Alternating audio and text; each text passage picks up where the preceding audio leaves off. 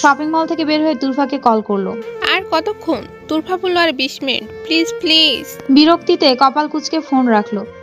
Phone ব্যাগে পুরে রিক্সার জন্য দাঁড়াতেই হঠাৎ কেউ বলে উঠলো, আবিরা আপনি? আবিরা পাশ ফিরে দেখলো পরনে মেরুন রঙের শার্ট, ব্ল্যাক জিন্স, মাথার চুলগুলো হালকা এলোমেলো, চোখে কালো সানগ্লাস।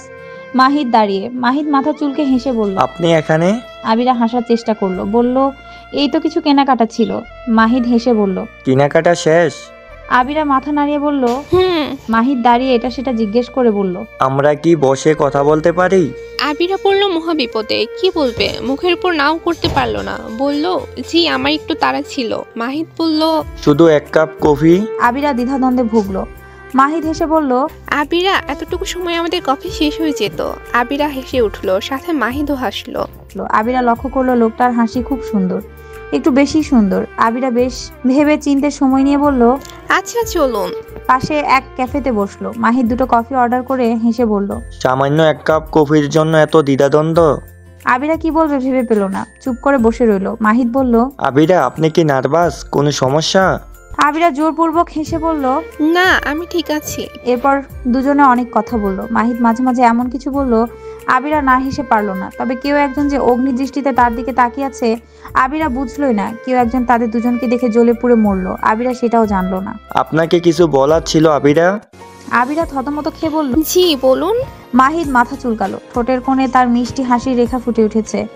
মাহিদ হুট করে আবিরার হাত দুটো নিজের হাতের মুঠে পুড়ে নিল। আবিরা হতভম্বিত চকিত হয়ে ফ্যালফ্যাল চোখে মাহিদের দিকে তাকিয়ে আছে। কি বলবে সে? এভাবে হুট করে হাত ধরায় বিব্রত হলো আবিরা। তারপর ভ্রু কুঁচকে তাকাতেই মাহিদ ধীর কণ্ঠে বলল, আই লাভ ইউ আবিরা। আপনি জানেন 2 বছর যাবত আপনাকে ভালোবাসি, ভীষণ ভালোবাসি।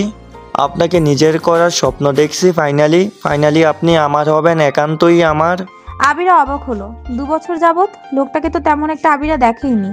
হুট করে মনে পড়লো 2 বছর আগে মাহিরা আপুর বিয়েতে হয়তো একবার দেখেছিল। আবিরা থতমত খেয়ে নিজের হাত সরিয়ে নিবে এমন সময় আবিরা চমকে উঠলো। তার ঠিক সামনে স্বয়ং ইমির দাঁড়িয়ে আছে। আবিরা লক্ষ্য করে দেখলো ইমিরের চোখ মুখ লাল বর্ণ ধারণ করেছে। ইতিমধ্যে আবিরা হকচকিয়ে উঠে দাঁড়ালো, সাথে মাহিদও। মাহিদ ইমিরকে দেখে হেসে বলল, ইমির ভাই ভালো আছেন? ইমির ভ্রু কুচকালো, গম্ভীর স্বরে বলল, হুম। আবিরা অবাক চোখে ইমিরের দিকে তাকিয়ে আছে। ইমির এক পলক আবিরের দিকে তাকালো, তারপর আবিরা মাহিদ কিছু বুঝে ওঠার আগেই আবিরার হাত টেনে ক্যাফে থেকে বের হয়ে গেল। আবিরা বিস্ময়ে ফ্যালফ্যাল করে তার হাত ধরে রাখা মানবটার দিকে তাকিয়ে আছে। সবকিছু স্বপ্ন লাগছে আবিরার কাছে। আবিরা বিড়বিড় করে বলল, এটা যদি স্বপ্ন হয় তবু মুহূর্তটা এখানেই থমকে যাক। প্রিয় মানুষটার হাতে হাত রেখে এভাবেই বরং জীবন চলতে থাক। মাহিদ হতভম্ব হয়ে দাঁড়িয়ে রইল, দুবার পিছুও ডাকলো ইমির। আবিরা বোধহয় শুনলো না। ইমির বাইরে গিয়ে আবিরাকে নিজের গাড়িতে বসালো। আবিরা চুপচাপ উঠেও বসলো। আবিরা যেন হিতাহিত জ্ঞান শূন্য হয়ে পড়েছে। ইমির গাড়িতে বসতেই স্পিডে গাড়ি চালাতে থাকলো। আবিরা এখনো ইমিরের দিকে তাকিয়ে আছে। গাড়ির গ্লাস ভেদ করে ঝড়ো হাওয়া মুখে উপচে পড়তেই আবিরা স্তম্ভিত ফিরে পেল। আবিরা চেঁচিয়ে বলল, কি করছেন? এভাবে কেউ ড্রাইভ করে? আরে সাবধানে। ইমির এক মনে ড্রাইভ করতে লাগলো। আবিরা ভয়ে ইমিরের কাঁধ চেপে ধরলো। পর মুহূর্তে ইমির গতি কমালো। আবিরা হাঁপ ছেড়ে বাঁচলো। আর চোখে ইমিরের দিকে চেয়ে বুঝলো লোকটা ভীষণ রেগে আছে। কিন্তু কেন? বাহিরে কোলাহলপূর্ণ রাস্তার হইচই, গাড়ির কর্কশ শব্দের, হর্নের তীব্র আওয়াজ, তবে গাড়ির পিনপতন নীরবতা।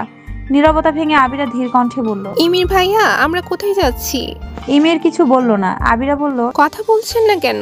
ইমির এবার আবিরার হাত শক্ত করে চেপে রাগী কণ্ঠে বলল, এই মেয়ে, ছেলেদের সাথে ঘুরে বেড়াতে ভালো লাগে তোমার? যার তার সাথে ঘুরে বেড়াচ্ছ, লজ্জা করে না? আবিরা যেন আকাশ থেকে পড়লো। সে ছেলেদের সাথে ঘুরলো কখন? রাগে ফুস করে উঠলো আবিরা। আবিরা ছেলে বুড়ো নানা দাদা যার সাথে ঘুরতে যাক, তাতে ওনার কি? আবিরা কপাল কুঁচকে রাগ দেখিয়ে বলল, হাত ছাড়ুন ইমির ভাই, লাগছে। ইমির দাঁতে দাঁত চেপে বলল, ছাড়বো না। আপনি কি তো অসভ্যতামি করছেন? ইমির হাত ছেড়ে দিল। আবিরা রাগী কণ্ঠে বলল, যার তার সাথে নয়, মাহিদ আমার উঠবি। আপনি কি জানেন না? আপনাকে কি জানানো হয়নি কিছুদিন পর ওনার সাথে আমার বিয়ে? আবিরা কথা শেষ করতে পারলো না। ইমির আয়েশ করে গাড়িতে হেলান দিয়ে আবিরার হাত মুঠে পুরো গম্ভীর কণ্ঠে বলল, বিয়েটা হচ্ছে না আবিরা? আবিরা থমকালো, বলল, মানে? ইমির বলল। হুম। আবিরা কপাল কুঁচকালো, বলল, আপনি বললেই হলো। ইমির কিছু বলল না। আবিরা বলল, চুপ করে আছেন কেন বলেন? ইমির ধীর কণ্ঠে বলল, সময় হলে সব জানবে। আবিরা অবাক চোখে ইমিরের মুখ পানে চেয়ে রইল। সব যেন মাথার উপর দিয়ে গেল। ফ্যালফ্যাল চোখে তাকিয়ে রইল শুধু। ইমির বাঁকা হাসলো। ইমিরের অভ্যাস হয়ে উঠেছে আবিরাকে অন্য কারো বউ হতে ইমির কখনোই দিবে না। প্রথম মেয়েটাকে বিরক্ত লাগতো। সেদিন যখন মেয়েটা তাকে ভালোবাসি বলল, রাগে মাথা ফেটে যাচ্ছিল ইমিরের। রাগে মাথায় লাগিয়ে দিয়েছিল একটা থাপ্পড়। তারপর গত 1 মাস আবিরা আর যোগাযোগ করলো না, না মেসেজ করলো না কল, আর না ইমিরের সামনে আসলো। এই একটা মাসে ইমির বেশ করে বুঝেছে মেয়েটা তার অভ্যাস হয়ে উঠেছে। ইমির ছটফট করেছে, নিজেকে স্বাভাবিক রাখার চেষ্টাও করেছে, মেয়েটার থেকে দূরে থাকার যত চেষ্টা তার। আজ যখন মেয়েটাকে অন্য কারোর সাথে দেখলো, মেয়েটার হাসি মুখ দেখলো, অন্য কারো হাতের মুঠোয় আবিরার দুটো হাত, তখন ইমিরের ভেতরটা জ্বলে উঠলো। ইমির আর পারলো না নিজেকে মেয়েটার থেকে দূরে রাখতে। আবিরাকে বাড়ি পৌঁছে দিয়ে ইমির সোজা চলে গেল।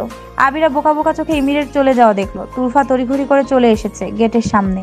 আবিরাকে এভাবে দাঁড়িয়ে থাকতে দেখে তুরফা আবিরার মাথায় থাপ্পড় মেরে বলল, এভাবে রেখে চলে আসলি কেন? আবিরা চকিতে পাশ ফিরল, তবে মুখে কিছু বলল না। তুরফা বলল, ভাগ্যিস চলে এসেছিলাম, জোর বাঁচে বেঁচে গেলাম আল্লাহ। পরের দিন বিকেলবেলা আবিরাকে ঘুম থেকে টেনে তুলে ইলমি খুশিতে গদগদ হয়ে আবিরাকে লাল টুকটুকে একটা শাড়ি পরিয়ে দিল। তুরফা তুরনা আবিরাকে টেনে আয়নার সামনে বসালো। দুবোন মিলে হালকা মেকআপে আবিরাকে সাজালো। আবিরা হাই তুলে কপাল কুচকালো, বলল, কি হচ্ছে কি? ঘুম থেকে টেনে তুলে এভাবে সাজাচ্ছিস কেন? তুরফা মুচকি হাসলো। তুরনা কিছু বলতে নিতেই তুরফা মুখ চেপে ধরলো। আবিরা কপাল কুচকে বলল, কি হলো বল? তুরফা বলল, সময় হলে সব জানবে জানেমান। হুট করে ইমির আবিরার আকদ হয়ে গেল। আবিরা ঘুমের ঘোরে সবাইকে এক পলক দেখলো, পরপর তাকালো সামনে বসা ইমিরের দিকে। ইমির বাঁকা হাসলো। আবিরা যেন অবাকের উপর অবাক হলো, কি হচ্ছে এসব?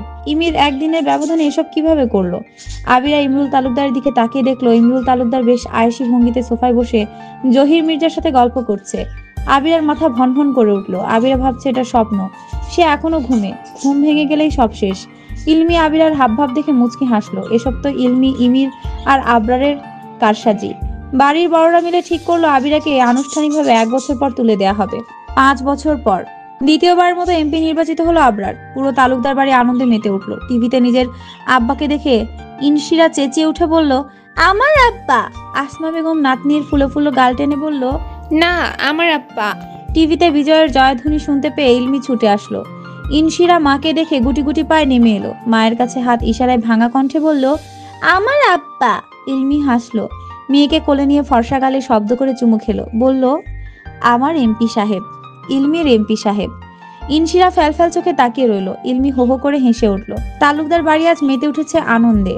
বাড়ির 3 মেয়ে, 3 মেয়ের জামাই ইনশিরা একাই বাড়িটাকে মাথায় তুলে রেখেছে। ইনশিরার বয়স 4 বছরে পড়লো এবার। সারাদিন ছুটোছুটি এ ঘর থেকে ও ঘর। ইলমি হাঁপিয়ে যায় মেয়েটাকে সামলাতে সামলাতে। আমিনা বেগমের ভাষ্যমতে ইনশিরা ইলমির জিরক্স কপি। ইলমি ছোটবেলায় ইনশিরা থেকে দুষ্ট ছিল। ইলমি মাঝে মাঝে নিজের মায়ের জন্য হা হুতাশ করে। সে যদি ইনশিরার থেকে দুষ্ট হয় তাহলে তার মায়ের কি হাল করে ছেড়েছে ভেবে দীর্ঘ শ্বাস ফেলে। রাত 11টা। আবিরার কোলে তার 2.5 বছরের ছেলে আশফাক। আবিরা ছেলেকে আমিনা বেগমের কোলে তুলে দিয়ে খেতে বসেছে মাত্রই। ছেলেটা কেঁদেই চলেছে। ইলমি রাতের খাবারের ব্যবস্থা সবটা একাই করেছে, যদিও টুকটাক সাহায্য সুফিয়া করেছে। ইলমি ঘেমে নিয়ে চিপচিপে অবস্থা, ক্লান্ত হয়ে কিচেন থেকে বের হলো মাত্রই। ইলমিকে দেখা মাত্রই আশফাক ভাঙা কণ্ঠে বলে উঠল, ফুপাম্মি। হিমি বেগম আর আসমা বেগমের সাথে বকবক করে যাচ্ছে ইনশিরা। মাকে দেখে মেয়ে সেখান থেকে এগিয়ে আসলো। ইলমি মেয়েকে রেখে আশফাককে কোলে তুলে নিল। তারপর আশফাকের গালে চুমু এঁকে দিল। আশফাক খিলখিল করে হেসে উঠল। ইনশিরা সবটা দেখে রাগে দুঃখে গাল ফুলালো, ছোট ছোট পায়ে সরে গেল। তুর্নার রুমের সামনে দিয়ে যেতে গিয়ে উকি দিল, দেখলো তুর্না শুয়ে আছে। ইনশিরার রুমে ঢুকতেই তুর্না বলল, আম্মা আসেন, কি হয়েছে? ইনশিরা গাল ফুলিয়ে বলল, আম্মা পতা। তুর্না উঠে বসলো, হেসে বলল, আম্মা পচা কেন? ইনশিরা বলল, আম্মা আশফাককে চুমু খায়। তুর্না হো হো করে হেসে উঠল। ইনশিরাকে বিছানায় উঠিয়ে ইনশিরার গালে চুমু খেয়ে বলল, হিংসে করছেন কেন? আশফাক আপনার ভাই তো, ভাইয়ের সাথে কেউ হিংসে করে? ইনশিরা গাল ফুলে বলল, বাই। তুর্না ইনশিরার গাল টেনে হেসে বলল, হ্যাঁ, আপনি বড় আপু, আপনারও উচিত আশফাককে ভালোবাসা। ইনশিরা ভাঙা কণ্ঠে বলল, ভালোবাসবো।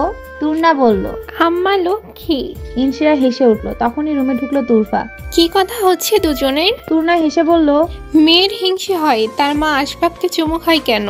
তুরফা হেসে উঠে ইনশিরাকে কোলে তুলে নিয়ে বলল, চুমু তো খাবেই আম্মা, আশফাক আপনার ভাই হয়তো। ইনশিরা বলল, বাই। তুরফা বলল, কয়েকদিন পর আপনার আরেকটা ভাই আসবে। ইনশিরা বুঝলো না বোধহয়। তুরফা বলল, ফুপির ফোলা পেটে কি আছে জানেন? আপনার আরেকটা ভাই। ইনশিরা কি বুঝলো সে নিজেই জানে না। খিলখিলিয়ে হেসে উঠে বলল, বাই। তখনই রুমে ঢুকলো আবির, তুরফা। ইনশিরাকে নিয়ে বের হয়ে গেল। আবির তুর্নার কাছে গিয়ে বসে মাথায় হাত রাখলো, বলল, বেশি খারাপ লাগছে? তুর্না মাথা নাড়লো, যার মানে একদমই না। আবির হাসলো। তুর্নার চশমা টি টেবিলে রেখে বলল, ঘুমিয়ে পড়ো, রাত হয়েছে। আবির পাশে শুতেই তুর্না আবিরের গা ঘেঁষলো। তুরফা ইনশিয়ার সাথে বেশ সময় নিয়ে গল্প করলো। মেয়েটার সাথে থাকলে মনটা ভালো হয়ে যায় তুরফার। ইনশিয়ার পাকা পাকা কথা শুনে তুরফা মন খুলে হাসে। এই যে এখন হো হো করে হাসছে, তুরফা যেন কোনো দুঃখ নেই, নেই কোনো আফসোস। তন্ময় ফিরতেই তুরফার হাসি মাখা মুখ দেখে অন্তর এক প্রশান্তির হাওয়া বয়ে গেল। তুরফা ইদানিং মনমরা হয়ে থাকে। বেবি মিসক্যারেজ হওয়ার পর থেকে মন খুলে হাসে না মেয়েটা। বাড়ির সবার কত চেষ্টা, তবুও মেয়েটা মনমরা হয়ে রুমের এক কোণে বসে থাকে। তুরফাকে এমন অবস্থা দেখে তন্ময়ের ভালো লাগে না, কোনো কিছুতেই শান্তি পায় না সে। তন্ময় দরজায় দাঁড়িয়ে মুগ্ধ হয়ে তুরফার হাসি দেখতে লাগলো। তন্ময়কে দেখে ইনশিরা হেসে উঠে বলল, ফুপা। তন্ময় হেসে বলল, ফুপা। দুটো চকলেট এগিয়ে দিল ইনশিরার হাতে, নিয়ে খিলখিল করে হাসলো ইনশিরা। তন্ময় অফিস থেকে সোজা এখানে এসেছে। তুরফা হেসে তন্ময়ের মাথায় হাত রাখলো, বলল, ফ্রেশ হয়ে আসেন, আমি ততক্ষণে ওকে রুমে দিয়ে আসি। তন্ময় মাথা নেড়ে ওয়াশরুমে ঢুকলো। তুরফা ইনশিরাকে নিয়ে রুম থেকে বের হয়ে গেল। ইলমি সব কাজ শেষ করে রুমে ফিরলো। ফ্রেশ হতেই তুরফা ইনশিরাকে রুমে দিয়ে গেল। আবরার সে বিকেলে বের হয়েছে, এখনো ফিরেনি। ইলমি ইনশিরাকে কোলে নিয়ে বিছানায় বসালো। ইনশিরা গাল ফুলিয়ে বসে রইলো। ইলমি আর চোখে মেয়ের হাব ভাব দেখলো, বলল, কি সমস্যা, গাল ফুলিয়েছেন কেন? ইনশিরা বলল, আম্মা পতা। ইলমি হাসলো, এগিয়ে এসে মেয়ের কোলে মাথা রেখে বলল, আম্মা পচা কেন? আম্মা আশফাককে চুমু খায়। ইলমি হো হো করে হেসে উঠলো, মেয়ের হাতে ঠোঁট চেপে ধরলো। 3 দিন হিংসুটে হয়ে যাচ্ছেন আপনি। আপনাকে যখন আশফাক আম্মা চুমু খায় তখন আশফাকে কি হিংসে করে? তারপর ইনশিরার গালে চুমু এঁকে দিল। ইনশিরা হাসলো। তারপর ইলমি ইনশিরার পেটে সুড়সুড়ি দিতে ইনশিরা খিলখিলে হেসে উঠলো। ইলমি বলল, আম্মা একটা শান্তি দেন। ইনশিরা শক্ত করে মাকে ঝরিয়ে বলল, শান্তি। ইলমিও সাথে সাথে বলল, শান্তি। মা মেয়ে একসাথে হেসে উঠলো। তখনই আবরার ফিরলো। মা মেয়ে কিভাবে হাসতে দেখে ভ্রু কুচকালো। ইনশিরা আব্বাকে দেখে ডেকে উঠলো। আবরার মেয়েকে জড়িয়ে নিল। ইলমি বলল, আপনার আব্বাকে ফ্রেশ হতে দেন। আবরার ফ্রেশ হয়ে ফিরলো। ইলমি টেবিলে খাবার এনে রেখেছিল।